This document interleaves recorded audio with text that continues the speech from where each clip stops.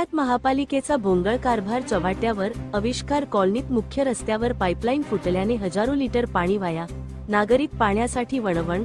धुळे महानगरपालिकेचा अत्यंत विसाळ आणि भोंगळ कारभार पुन्हा एकदा चव्हाट्यावर आला आहे. शहरातील आविष्कार कॉलनी परिसरातील मुख्य रस्त्यावर पिण्याच्या पाण्याची मुख्य पाईपलाईन फुटल्याने हजारो लिटर पाणी रस्त्यावरून वाहून वाया जात आहे. विशेष म्हणजे या भागात आधीच तब्बल 8 दिवसांनंतर पिण्याचे पाणी पुरवले जाते.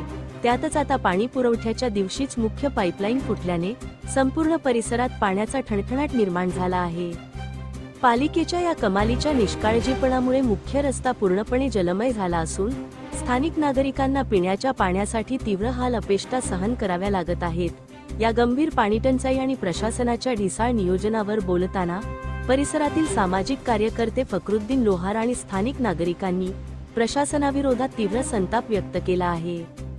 फकरुद्दीन लोहार यांनी म्हटले की एकतर 8 दिवसातून एकदा पाणी येते आणि जेव्हा येते तेव्हा महापालिकेच्या भोंगळ कारभारामुळे ते लोकांच्या घरांपर्यंत पोहोचण्याऐवजी नाल्यात आणि रस्त्यावर वाहून जाते. त्यातच वीज पुरवठा खंडित असल्याने नागरिकांना दुहेरी फटका बसत आहे.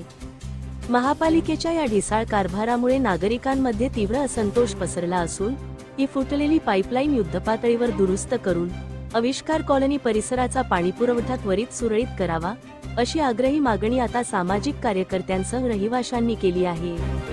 धुळे क्राईम न्यूज साठी अब्दुल रहमान मलिक, धुळे. अहमद द्वार आविष्कार कॉलोनी से यहाँ पे पाइपलाइन फूटा हुआ है, हजारों लीटर पानी बह रहा है, नाली में जा रहा है और नलों में पानी आ नहीं रहा है. यहाँ पे ये पाइपलाइन का जो भी मामला है वो नगर पालिका ने ध्यान दे के काम करना चाहिए. 8 दिन बाद नल आ रहा है यहाँ पे और 8 दिन बाद आने के बाद में भी यहाँ अगर पाइपलाइन फूटी हुई है तो लोगों को पानी क्या मिलेगा पीने के लिए? लोग कहाँ से लाएंगे पानी? अभी नल आए ले और लाइट नहीं और नल आया और ऊपर से लाइन भी नहीं है अभी, तो पानी भरेगा कैसे?